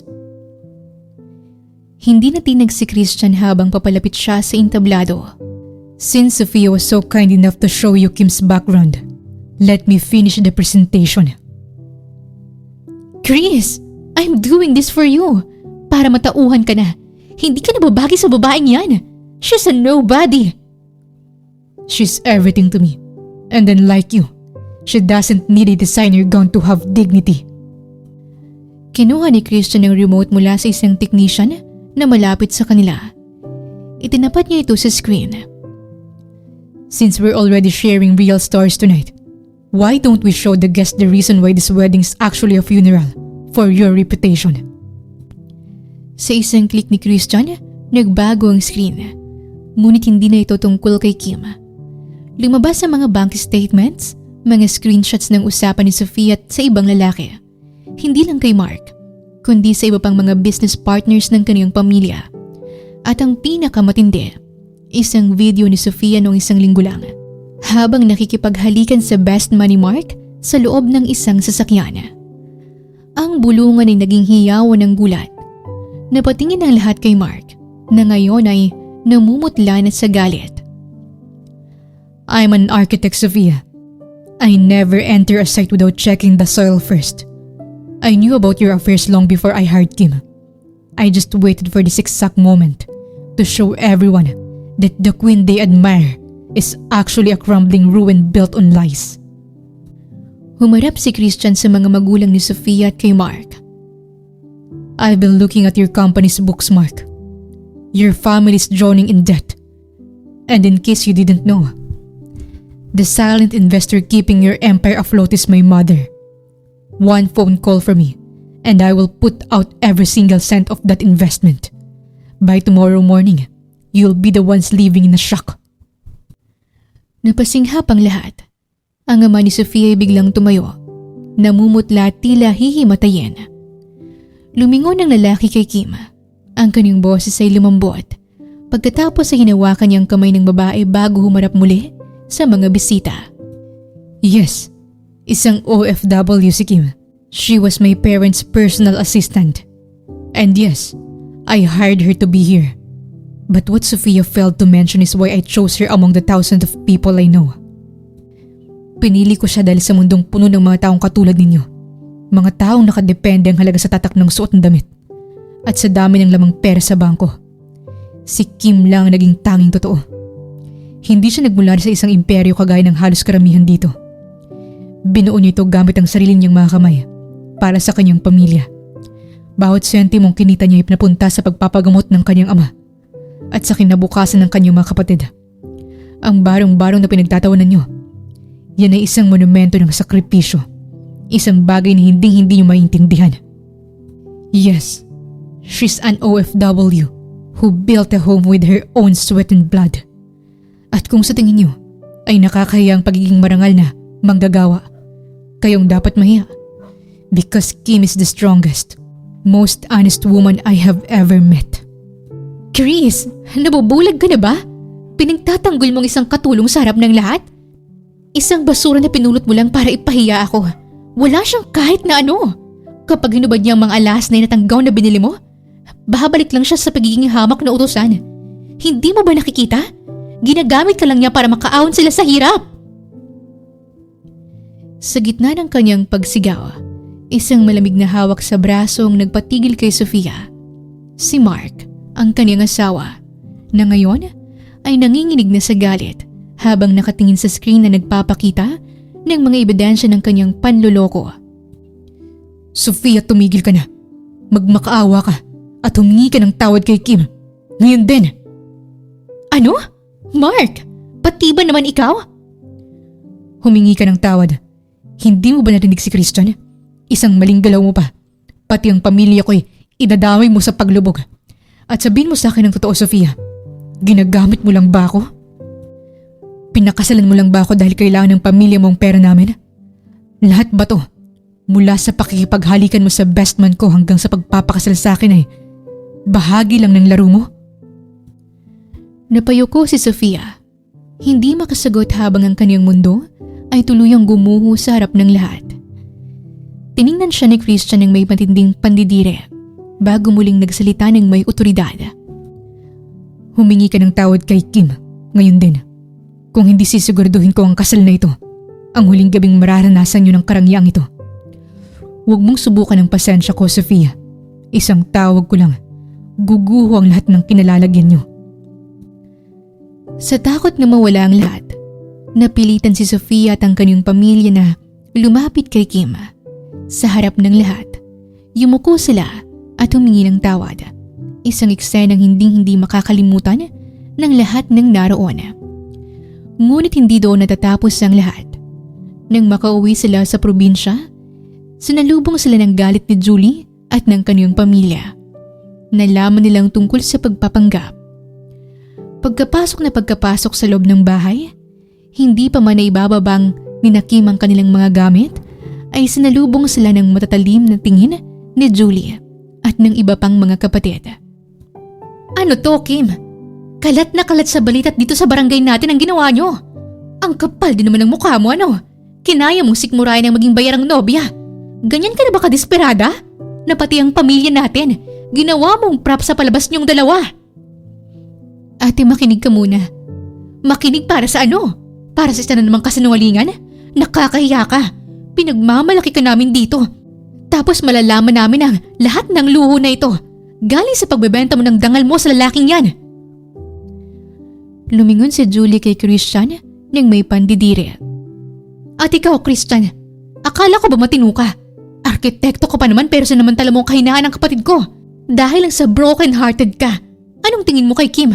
Materyales na pwedeng bilhin para itayo ang nasira mong ego? Julie, it's not like that. I respect your sister more than anyone in this room. Respect? Nilunod mo siya sa pera para lang sunod sa gusto mo. At ikaw naman, Kim, napakasarili mo. Puro sarili mong kaligayahan yung iniisip mo. Hindi mo ba naitanim sa utak mo na kapag nalaman ng mga tao rito na peke ang lahat, kami ang kawawa, kami ang pagtatawanan? Doon na napatigil ang mundo ni Kim. Ang salitang makasarili ay tila isang malakas na sampal na nagpagising sa 7 taon niyang pagtitimpi. Dahan-dahan siyang lumingon kay Julie. Ang kaniyang mga matay hindi na lang basta basa ng luha. Ito ay nagniningas na sa galit at pait. Makasarili? Ako pa ang makasarili, Ate Julie? Natahimik ang lahat sa lamig ng boses ni Kim. Lumapit siya kay Julie hanggang sa magkaharap na sila. Noong pinatigil ako sa pag-aaral para matustusan ang sanay pag-iibang bansa mo, may narinig ka ba sa akin? Nung araw ng alis mo papuntang Qatar at hinatid ka ni nanay at tatay gamit ang hiniram na van habang kami rito, gutom na gutom at walang makain. May narinig ka ba sa akin? Kahit nung nalaman namin na hindi ka pa talaga umalis at umuwi ka pang buntis, wala kang ni isang narinig na masasakit na salita mula sa akin, ate. Kahit nung umuwi ka rito na parang wala lang at nakiusap sa akin si nanay at tatay na baka pwede tumigil ako sa pag-aaral at ako ang magbakasakaling umalis ng bansa. Walang pagrereklamong ginawa ko yun. Sa loob ng 7 taon ko sa Dubai, kailan ko nga ba inisip ang sarili ko? Nung Pasko na hindi ako umuwi dahil mas pinili kong ipadalang pambilyo ng handa habang ako, noodles lang ang kinakain ko sa kwarto. Nung kailangan ni Papa ng pang-dialysis at halos hindi na ako matulog sa pag-overtime para lang may maipadala. Makasarili ba yung 7 taon na wala akong bagong damit, walang bagong sapatos dahil lahat ng sahod ko diretso sa pagpapadala sa inyo? Nanginginig ang boses ni Kim. Bawat salita'y may bigat ng 7 taon na pangungulila. Pumayag ako sa offer ni Christian dahil pagod na ako. Pagod na ako, ate. Pagod na akong makarinig ng ate, pambayad sa kuryente. Ate, gatas ni Troy. Ate, kailangan ko ng bagong ganito, ng ganyan. Ni minsan ba, tinanong niyo ako kung kumusta ako? Kung nakakain ba ako ng maayos sa Dubai? Hindi. Ang tanong niyo lang palagi, magkano ang padala? Kim, para naman sa pamilya yon. Pamilya o alkansya? Tinawag mo akong mababang uri. Ate, mas mababang uri ng tao na habang pinapakain mo, kinakagat ang kamay mo. Tinanggap ko ang deal na to dahil gusto ko nang matapos lahat ng utang nyo. Para pagbalik ko sa Dubai, hindi na ako magtatrabaho na parang kalabaw dahil lang sa mga luho nyo na hindi nyo kayang pagtrabahuhan. Lumingon si Kim sa iba pa niyang mga kapatid na nakayuko na ngayon. Sinasamantalan ni Christian ang sitwasyon ko? Hindi. Kayong sumasakal sa akin. Si Christian ang kaisa-isang tao na nakakita na pagod na ako. Siya lang ang nakakita na kailangan ko rin ng sandalan. Kaya wag mo akong tatawaging makasarili. Dahil kung naging makasarili ako, matagal ko na kayong tinalikuran. Padabog na pumasok si Kim sa kanyang kwarto at malakas na sinara ang pinto. Naiwan si Julie na tuliro habang si Christian ay nanatiling nakatayo. Ang tingin ay puno ng lungkot para sa babaeng kanyang minamahal. Dahan-dahang lumapit si Christian kay Julie. You don't know how lucky you are to have a sister like her. If you want to keep this house in that car, prove to her that you're worth the sacrifice. Because if not, I will be the one to take her away from here. And this time, it won't be a deal. It will be for good. Kinabukasan, buong araw siyang hindi lumabas. Ang mga katok ni Julie sa pinto, ang mga tawag ni Marie para kumain, at ang bawat paumanhin na binubulong ang ng kanyang mga kapatid ay tila mga aning hindi niya kayang harapin. Nakatingin lang siya sa kanyang pasaporte na nakapatong sa kama.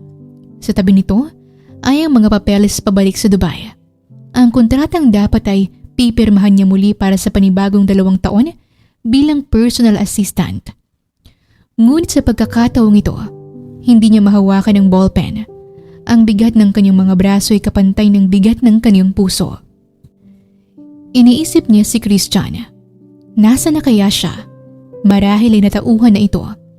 Marahil ay naisip ng arkitekto na masyadong magulo ang mundong pinasukan niya.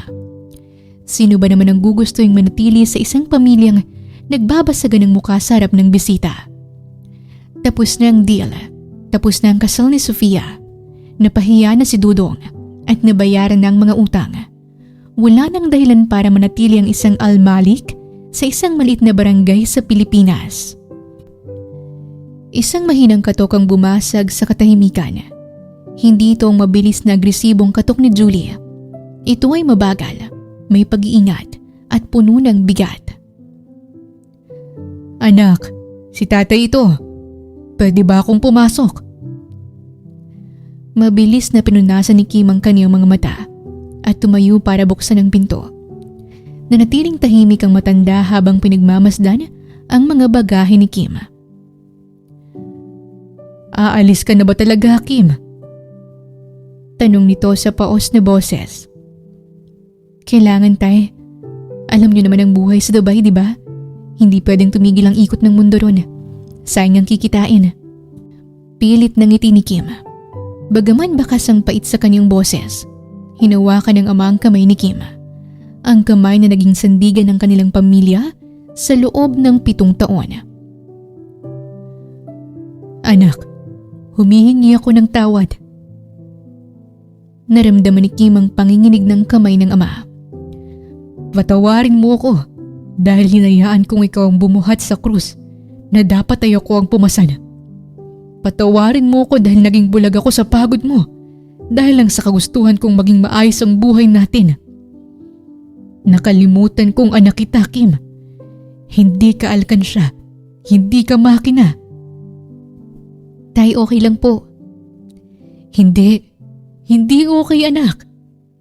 Narinig ko ang lahat ng sinabi mo kay Julie kagabi at bawat salita mo'y tila bumabaon na pa ako sa dibdib ko. 7 taon, Kim. 7 taon mong ibinigay ang kabataan mo para sa amin. Sapat na yun. Sobra-sobra na yun. Tumitig ang ama sa mga mata ni Kim. May kasamang pakiusap. Huwag ka nang bumalik sa Dubai, anak. Dito ka na lang. Panahon na parang mga kapatid mo naman ang magpawis. Si Julie, nakapasa na sa interview na inayos ni Christian. Si Marie, magsisimula na rin magtrabaho. Kahit na namin, Kim, gusto ko naman na sa pagkakataong ito, unahin mo ang sarili mo. Gawin mo ang mga bagay na nagpapasaya sa'yo. Karapatan mong maging masaya nang hindi iniisip kung may pambayad ba tayo sa kuryente bukas. Napalunok si Kim.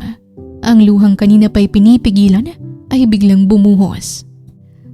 At si Christian, huwag mo siyang bitawan, anak. Sa tanda kong ito, marunong na akong kumilala ng tao. Nakita ko kung paano kanya tingnan nung akala niya walang nakatingin. Hindi yun pagpapanggap. Maswerte ka sa kanya at maswerte rin siya sa'yo. Kinagabihan, habang nakaupo si Kim sa tapat ng kanilang bahay at pinagmamasdan ng mga bituin, isang pamilyar na tunog ng makinang huminto sa kalsada. Nanlaki ang kanyang mga mata nang bumaba si Christian mula sa isang sasakyan. Akala niya tuluyan na itong umalis. Akala ko bumalik ka na sa Dubai. O may naiwan kang gamit. I had to fix some things and I had to talk to my mother. Sagot ni Christian habang lumalapit. How are you? Your sister Julie. She's still intimidated by me, but she's trying to be nice.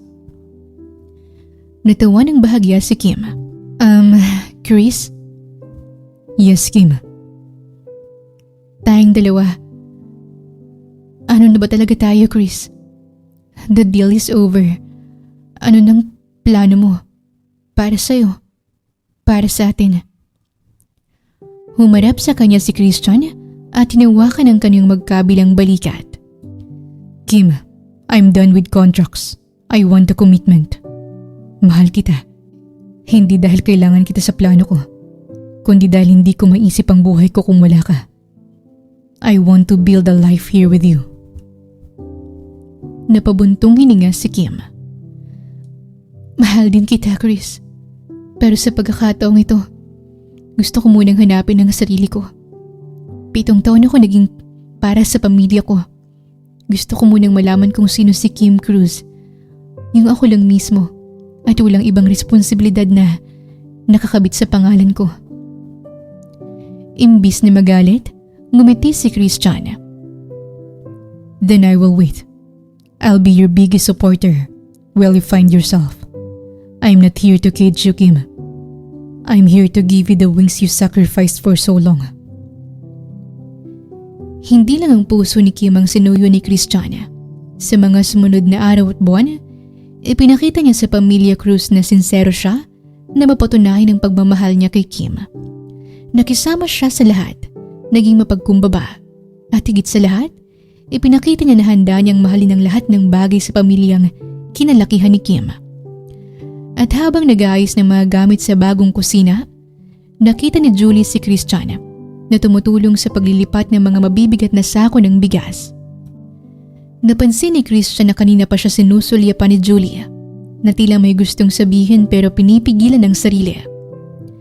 Nang mapansin ng lalaki ang pag-aalangan sa mukha ng ate ni Kim, siya na ang unang lumapit. Julie, okay ka lang? May kailangan ka bang ilipat na gamit? Napakamot sa ulo si Julie. Bakas ang hiya sa kanyang mukha. Chris, wala naman. Ano kasi, gusto ko lang sanang magpasalamat. Hindi lang dun sa laptop kundi dun sa trabahong inayos mo para sa akin. Tumigil si Christian at ngumiti ng tipid. Sinyalis na nakikinig siya ng maigi. Pasensya ka na Nung una kasi, ang tingin ko lang sa'yo parang ATM na nahulog sa langit. Akala ko dahil mayaman ka, okay lang na humirit ako ng humirit. Hindi ko naisip na baka nahihirapan na rin si Kim sa mga pinagagawa ko. Naintindihan ko, Julie. Alam kong galing kayo sa hirap at natural na protektahan mo ang interes ng pamilya mo. Pero ang gusto ko lang, huwag mong iasang lahat kay Kim. She's strong, but even the strongest pillars need a break. Napayuko si Julia, tila tinatamaan sa sinabi ng arkitekto. Totoo yan, masyado naming nasandalan si Kim. Pero salamat kasi hindi mo kami tinalikuran.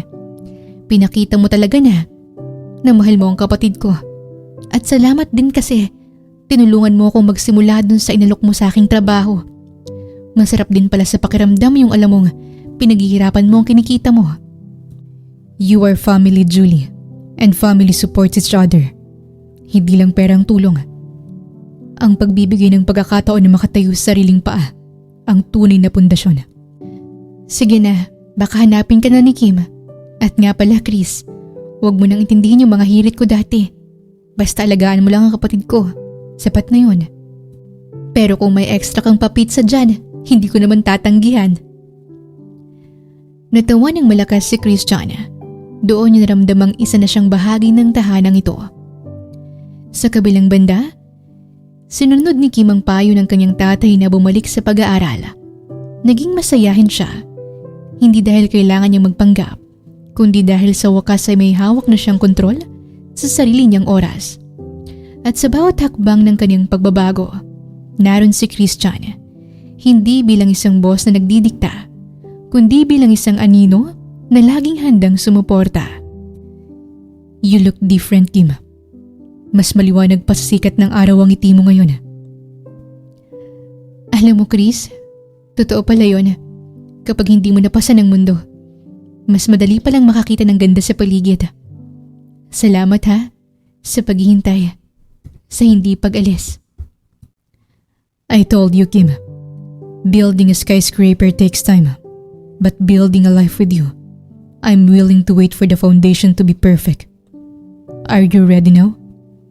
Hindi dahil kailangan mo ko, kundi dahil gusto mo ko. Ngumiti si Kim. Isang ngiting buo at totoo. Marahan niyang hinawakan ang kamay ni Christian. Handa na ako, Chris. 1 taon ang lumipas.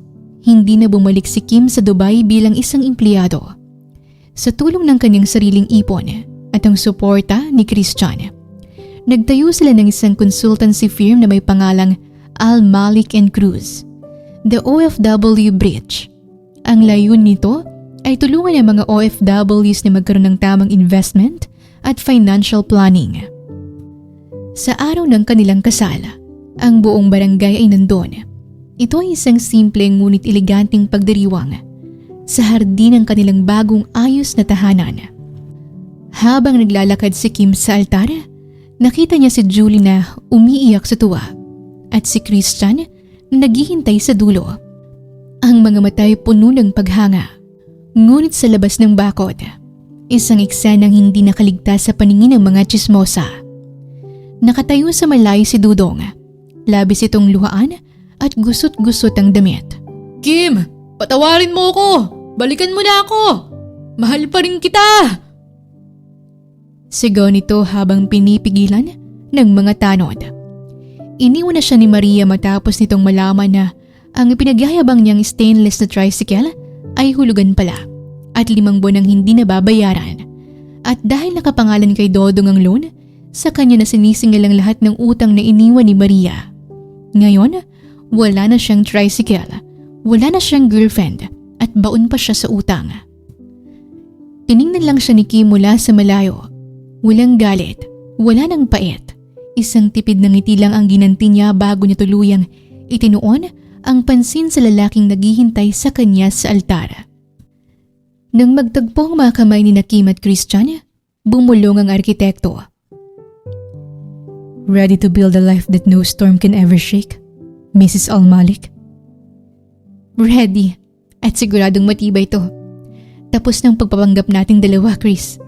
Dahil sa pagkakataong to, tayo na ang mismong dalawang gagawa ng sarili nating tadhana.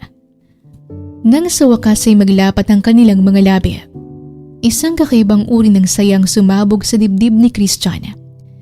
Hindi ito katulad ng pakiramdam kapag nakakatapos siya ng $1 bilyong na proyekto. Ang emosyong ito ay kalmado, payapa, at totoo. Ramdam niyang tamis ng ganti ng halik ni Kim. Isang halik na nagpapatunay na tapos na ang pagpapanggap at ang pagiging biktima ng tadhana.